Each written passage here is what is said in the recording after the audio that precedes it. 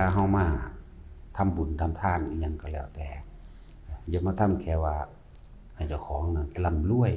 นี่นิดเดียวเด้นี่มองแบบเห็นแก่ตัวทานหยังก็ขอนั่นขอนี่อยากร่ำอยากรวยอยากเป็นนั่นอยากเป็นนี่อยากมีอำนาจอิทธิพลเหนือหมู่มองให้มันไกลๆถ้าเฮาข่าวสารทางโลกเขาเกิดสงครามกันประเทศนั้นประเทศนี้บาลักสัตว์กันมุนเบิดประเทศตึกรามบ้านช่องมุนลาบเรียบแล้วผู้คนทั้งหลายที่อาศัยอยู่ในเมืองนั้นตายก็มีบาดเจ็บก็มีหิวโหยร้อนหนาวสารพัดเป็นโรคเป็นภัยพิการนั่นแหละเพราะว่าเขาบ่ได้ทำบุญที่เป็นบุญจริงๆเขาทำแล้วเขาขอเขาอธิษฐานให้ร่ำให้รวยให้มีอำนาจให้มียศถาบรรดาศักดิ์เขาบ่ได้เฮ็ดเพื่อเป็นหนทางไปสู่ความดับทุกข์คือพระนิพพานเขาบ่ได้เฮ็ดไปเพื่อพระนิพพานอย่างหนึ่งในความเห็นทั้งหลายที่เป็นความเห็นผิดเรียกว่าสัมมาทิฏฐินะหรือมิจฉาทิฏฐิเป็นความเห็นผิดแล้วก็เขาก็ทำบุญทำทานอหยังก็แล้วแต่นี่เขาสิขอแต่ก็ให้เทพเจ้าทั้งหลายให้พระเจ้าให้เทวดาอินทร์พรหมต่างๆดลบันดาลอันนั้นอันนี้ให้ซึ่งบ่เป็นไปตามความจริงธรรมชาติความจริงพระพุทธเจ้าเฮานำความจริงออกมาแสดงแล้วงั้นเฮาสิเกิดไปพบใดชาติใดร่ำรวยเพียงใดก็ตามล้วนแล้วแต่เกิดไปเจ็บไข้ป่วยแล้วก็ตายพลัดพรากจากสิ่งที่รักสุดท้ายแล้วก็เวียนว่ายตายเกิดอยู่นั่นแหละให้เขามองไปไกลๆไปเกิดเป็นหยังก็ช่างล้วนแล้วแต่เกิดไปตายมองเขามาให้มันถึงใจของเจ้าของเองบัดนี้ให้เบิ่งร่างกายเฮาเองให้มันเป็นไตรลักษณ์ไม่ได้เกิดแล้วทุกข์นี่เห็นบ่นี่เกิดแล้วก็หาความจีรังยั่งยืนแน่นอนในร่างกายอันนี้ก็บ่ได้เกิดแล้วก็เป็นทุกข์เพราะมีโรคภัยไข้เจ็บความแก่ความชราความเหี่ยวความย่นความหิวความร้อนความหนาวสุดท้ายก็มีความตายเหมือนกันมองเขามาไตรลักษณ์ในร่างกายเฮานั่นแหละลักษณะ3อันหาความจีรังยั่งยืนบ่ได้อันหาความเที่ยงแท้แน่นอนบ่ได้เรียกว่าไตรลักษณะ3อย่างที่มันเกิดมาพร้อมกายเฮาอนิจจังหาความเที่ยงแท้แน่นอนบ่ได้ทุกขังเจ็บปวดป่วยอนัตตาก็คือตายแล้วก็มองเบิ่งไตรลักษณ์ทางใจพร้อมบัดนี้ระหว่างกายกับใจกายก็เป็นลักษณะ3อย่างหาความจีรังยั่งยืนบ่ได้มีแต่ทุกข์และสุดท้ายก็ต้องแตกดับมองเข้าไปสู่ไตรลักษณ์ทางใจเฮาความคิดนึกของเฮาเองก็ยังบ่เที่ยงแท้แน่นอนว่าความคิดนึกนี่จิตความคิดบ่เที่ยงแท้เฮาบ่ได้คิดอยู่แต่เรื่องเดียวคิดเรื่องนั้นเรื่องนี้ไหลไปเรื่อยเพลิดเพลินไปเรื่อยนะคิดไปว่าบ่ได้ดังที่คิดเป็นทุกข์และความคิดทั้งหลายนั้นเรียกว่าบ่แซ่อยู่ตลอดได้เป็นไตรลักษณ์ลักษณะ3ของความคิดของเฮาเองแต่เฮายังปล่อยความคิดไหลไปเรื่อยก็เกิดอารมณ์ไปเลยในความแบบใดอย่างดีอยู่เป็นเฮาก็จิตตัวนี้เป็นตัวพาเกิดพาตายตลอดเลยเป็นไปตามตัณหาเป็นไปตามความอยากของเจ้าของเองบ่มีผู้ใดส่งเฮามาเกิดตัวเฮาเองมาเกิดเองโดยตัณหาอุปาทานตัวเอง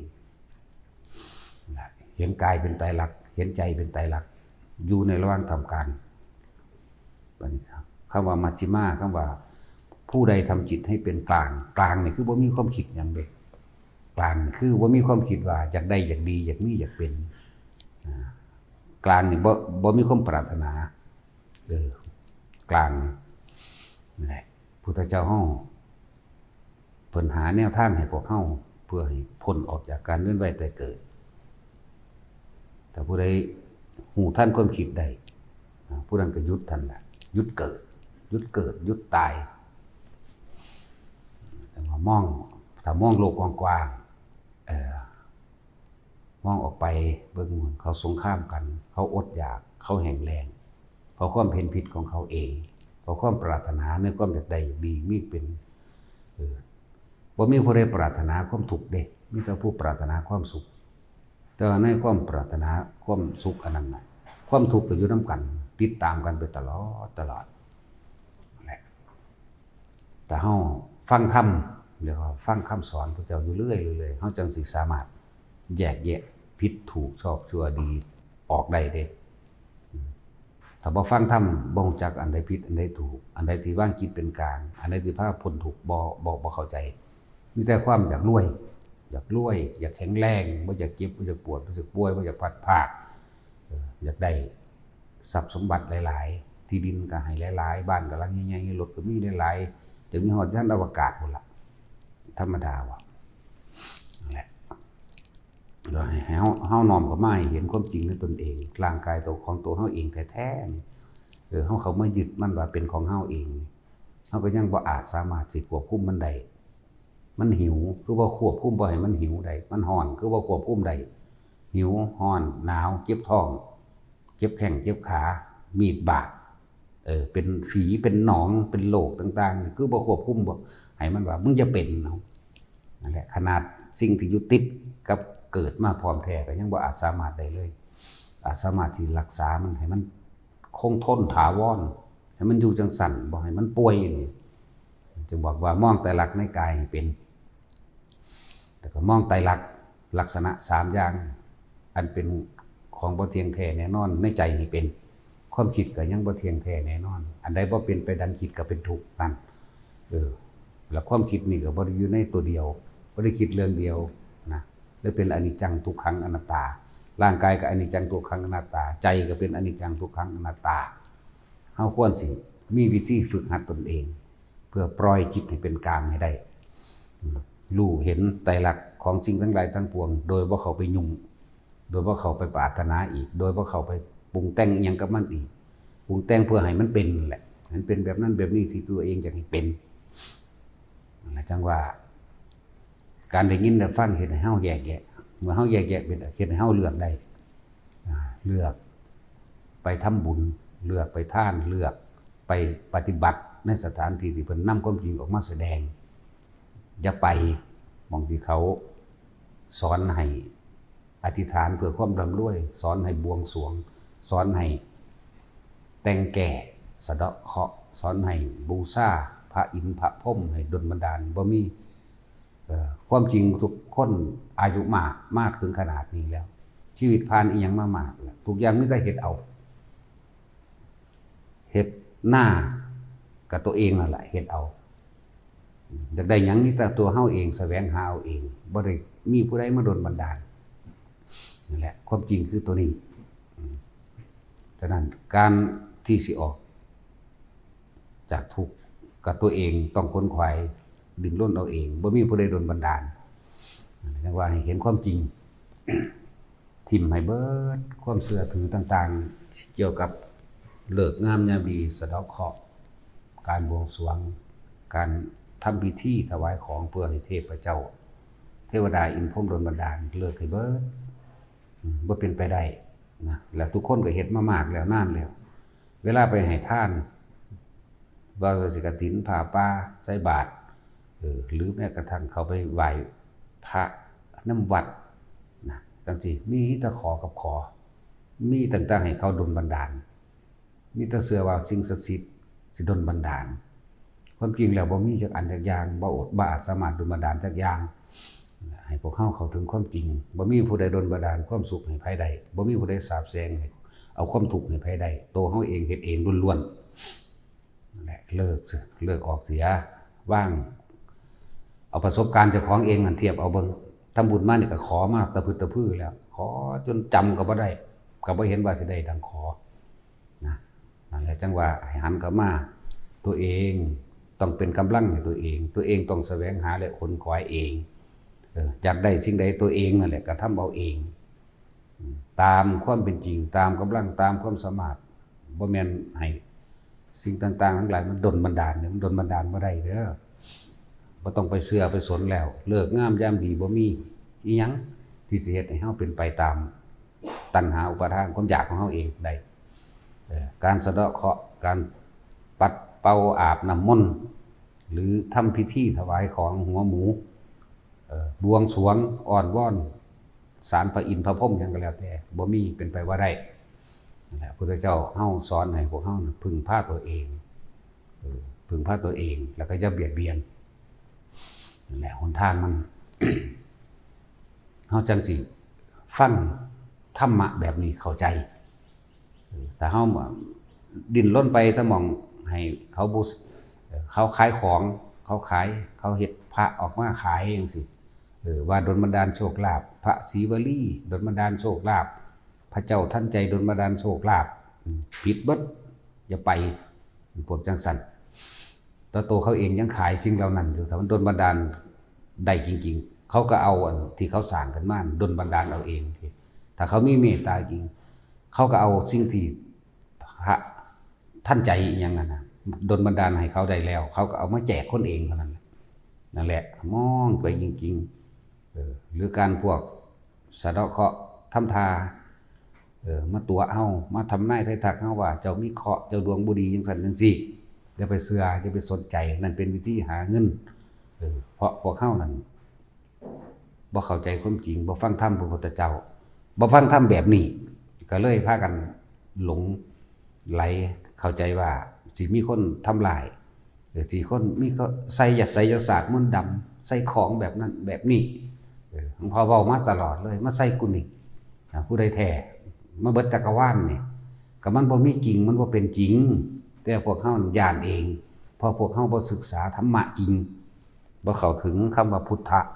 คำว่าพุทธะเนี่ยบ่ได้แปลว่าเอาพระพุทธเจ้ามาคุ้มครองของเด้รู้ตามความเป็นจริงคือธรรมะที่เพิ่นแสดงตนแลเป็นที่พึ่งของตนนี้คือการกระทำของตนเองพระพุทธเจ้าองค์นั้นเพิ่นแค่เป็นผู้บอกทางเฮาเด้บ่แม่นมาเอาหอยใส่คอไว้แล้วเพิ่นสิคุ้มครองปกป้องเฮาเด้เฮาก็คุ้มครองเพิ่นซ้ำย่านตั้งแต่เหรียญนั้นเสียย่านแต่พระนั้นหายกรรมแล้วกรรมอีกย่านมันหายหายากคักปานนี่ว่าน่ะพุทธธรรมะนี่ก็คือแนวทางการใส่ชีวิตเฮาเองเด้บ่แม่นว่าเพิ่นห้อยคอแล้วเพิ่นสิกันปืนกันระเบิดกันโรคกันภัยกันเก็บกันแก่กันผัดผากบ่แม่นห้อยไว้นี่ปึ๊บนี่เป็นพุทธานุสติพุทธานุสติก็คือคำสอนที่เพิ่นเอาธรรมะมาแจกแจงให้พวกเฮาเดินตามนั่นเองบ่แม่นเอามากันหยังบ่ได้ตัวเพิ่นเองก็ตายแล้ว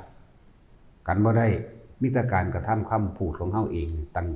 เป็นที่ป้องกันตนเองถ้าอยากให้คนอื่นรักก็จงรักคนอื่นตนเป็นที่พึ่งของตนโดยส่วนร่วมส่วนใหญ่คือเราต้องช่วยเหลือบุคคลผู้อื่นเสียก่อนนั่นตนเป็นที่พึ่งของตนคือการช่วยเหลือบุคคลผู้อื่นดินี่ก็แน่ตนหนึ่งตนสองถ้าตนอยากพ้นทุกข์ตัวเองก็ต้องค้นหาทุกข์ในตนค้นหาคำว่าเฮาทุกข์ในตนทุกข์แบบใดเนี่ยทุกข์ทั้งในทุกข์ร่างกายนี่เจ็บปวดป่วยบ่มีผู้ใดมาแก้เฮาได้ตัวเองเจ็บท้องอยู่แท้ๆสิเอาความเจ็บท้องไปให้ผู้อื่นก็บ่ได้ตัวเองปวดหัวตัวเองเป็นโรคมะเร็งปอดยังก็แล้วแต่นี่ตัวเองก็บ่อาจสามารถได้นี่ทุกข์ในตนนั่นแหละแต่มันเห็นความจริงในร่างกายนี่บ่เป็นของเฮาบังคับบ่ได้เจ็บปวดป่วยสุดท้ายแล้วแค่ชราลงไปแล้วตายบางคนก็บ่ได้แก่ชราตายก่อนแก่ความตายนี่บ่ได้เลือกหนุ่มหรือแก่เด้ตั้งแต่อยู่ในท้องก็ตายได้บ่ทันออกซักสิว่าภาษาหยังนั่นแหละถึงว่าพวกเฮาอย่าประมาทคำว่าประมาทนี่ก็คือบ่ขนขวายทางธรรมบ่ขนขวายทางมารักษาศีลภาวนาบ่ขนขวายทางพ้นทุกข์ของดวงจิตดวงนี้บ่ตายเป็นเด้เข้านิพพานแล้วก็บ่ตายเด้พวกเจ้าเอ๋ยรู้อยู่จังซั่นนึงเด้นั่นแหละเพิ่นเว้าตอนนิพพานจะคิดว่ามันเป็นของยากเด้วางความอยากตัวเดียวก็เป็นล่ะมันบ่ได้ยากอีกเม็ดเด้เพราะว่าพวกเฮานั่นชินกับการไปให้ผู้อื่นช่วยเหลือตัวเองให้ผู้อื่นดลบันดาลว่าไปพุ่นไปพี่มาพึ่งบารมีหลวงพ่อมาพึ่งใบบุญขอหอยขอแขนนั่นความพวกเขาเคยชินแนวนั้นโอ้ยไม่ให้สมรักษา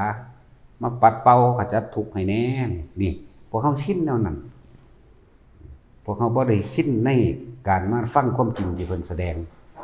นะพวกเขาย่านแม้กระทั่งงูย่านแม้กระทั่งนาคย่านพญานาคเฮ็ดใส่จังซั่นจังซี่ความจริงแล้วเขาบ่ได้เฮ็ดหยังให้ไผได้ดอกบ่โดนบันดาลหยังผู้ใดได้อีกนั่นแหละคนเข้าใจว่าเป็นสิ่งศักดิ์สิทธิ์บันดาลโชคลาภตัวเองเฮ็ดเองทั้งนั้นตัวเองหาเองทั้งนั้นคนที่เขามีชีวิตที่ดีก็ไปเบิ่งคนที่เขาร่ำรวยเบิ่งตอนที่เขาเฮ็ดปูนอย่าไปเบิ่งตอนที่เขาสำเร็จเขาเฮ็ดมาจังไดเขาจังรวยเขากระทำมาแบบใดเขาจังรวยนะนั่นแหละด้วยวิธีการโกงสุดท้ายแล้วก็เวรกรรมก็ตามท่านคือเก่านั่นแหละอย่าไปสะออนกับแนวสันหลายคนเฮาที่มีคุณค่าจริงๆในชีวิตจริงๆคือการได้ช่วยเหลือบุคคลผู้อื่นโดยไม่หวังสิ่งใดตอบแทนนั่นคือคุณค่าของคนนั่นแหละการทำตนเป็นที่พึ่งของตนคือการช่วยเหลือบุคคลผู้อื่นโดยวิธีทางใดก็ตามที่ไม่เป็นไปด้วยความเบียดเบียนบ่แม่นว่าเฮาซอยโจรขโมยบ่แม่นเฮาไปซอยคนขายยาบ้าบ่แม่นเฮาไปซอยคนเลวนั่นแหละเลือกเฮ็ดเอาเว้าให้เสร็จทรัพย์สินทั้งเบิดมันก็เว้าบ่ได้แต่ว่าสิร่วมยอดไตรปิฎกทั้งเบิดว่าสัพเพธรรมานารังอภินิเวสายะสิ่งทั้งหลายทั้งปวงมีความเกิดเป็นธรรมดามีความแตกดับเป็นธรรมดาบ่มีหยังจีรังอย่างยืนทั้งหมดทั้งสิ้นอันบุคคลทั้งหลายไม่ควรเข้าไปยึดมั่นถือมั่นถ้าบ่มีความเข้าไปยึดแล้วมันก็ว่างกันตัวอันนั้นก็ว่าเป็นของเฮาอันนี้ก็ว่าเป็นของเฮาสิ่งสำคัญที่สุดในโลกมนุษย์นี่นะของสัตว์ทั้งหลายเลยอาหารยารักษาโรคเครื่องนุ่งห่มและที่อยู่อาศัยอยู่ไปก็อยู่ไปเพียงแค่รอวันตายเท่านั้นเองเนี่ยควรทำประโยชน์ขึ้นแก่โลกมั่งขึ้นแก่สัตว์มั่งขึ้นแก่พวกเข้าในขาสัตว์มาเท่าไรแล้วชื่อว่าไรกินสรรพสัตว์มาทั้งหลายชื่อว่าไรเลือดเนื้อทุกลูกคุ้มขนเส้นเอ็นของเข้านี่ล้วนแล้วแต่มีแต่สัตว์อื่นปนก็ไม่ได้หนีเบิดปลาเท่าไรโตแล้วไก่เท่าไรงัวควายเท่าไรหมูเท่าไรเป็ดเท่าไรชื่อว่าไรนั่นแหละแต่เฮาบ่สามารถนำตนพ้นออกจากทุกข์ได้เฮาจะได้เกิดมาเป็นเบิดทุกอย่างกุ้งหอยปูปลาทุกอย่างที่เฮาเฮ็ดไปนั่นเองนั่นแหละถ้าเฮาเห็นความจริงอันนี้หมายถึงความจริงที่เจ้าของเฮ็ดนั่นแหละที่เจ้าของไปหาไปลักไปปล้นไปกี้ไปฆ่าก็มีทั้งเบิดไปโกหกให้ผู้อื่นเดือดร้อนก็มีพวกเฮาสิได้กลับขึ้นมารับทั้งเบิดเลยฉะนั้นวิธีฝึกหัดปฏิบัติก็มีอยู่แล้วเป็นวิธีที่ง่ายทรงชาติเจริญชาติโดยอานาปานสติเฮ็ดตามเพิ่นโลดเฮ็ดตามเพิ่นโลดพ้นได้ทุกคนบ่ว่าสิเป็นเจ้าสิเฮ็ดกรรมหนักมาเพียงใดเว้นไว้แต่อนันตริยกรรม5ฆ่าพระพุทธเจ้ามันบ่มีผู้ใดได้ฆ่าแล้วล่ะนิ่งอนันตกรรม5คือการทำร้ายพระพุทธเจ้าแค่ว่าให้เลินน้อยๆก็ทางเดี๋ยวข้าพระอรหันต์ข้าพ่อข้าแม่สังฆเพศยุยุ่งสงแตกกันในวัดมั่งวัด2วัดแตกกันมั่งมื้อนี้นอกนั้นเจ้าสิเฮ็ดมาแบบใดก็ช่างเถอะสามารถบรรลุได้เบิดเพราะว่ากรรมอันใหญ่กรรมอันหนักคารุกรรมบ่มีตัวขวางเฮ็ดได้ขอให้เฮามั่นใจนั่นแหละลมหายใจเฮาเองนั่นแหละมาฝึกเอาตัวจังได๋ฟังแล้วไปคิดมันบ่ได้แกอาศัยความคิดนั่นแหละคิดสรุปลงหาเหตุผลได้แล้วมันแม่นความเปิ้นก็จังพอฝึกเอาบัดนี้นั่นแหละจังว่าทุกคนสามารถพ้นได้ทุกคนด้วยตนเองเด้บ่มีผู้อื่นดลบันดาลเด้แต่ดลบันดาลได้เฮาบ่มาฮอดพี่พระพุทธเจ้าเสกแล้วดลบันดาลแล้วพ้นเบิดแล้ว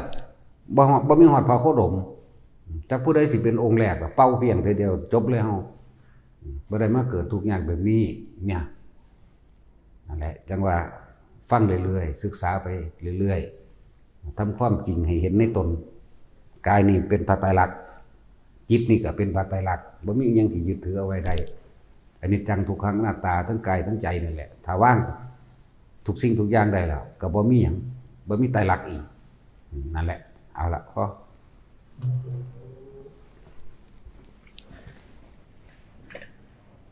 นะหาหัวเรวะ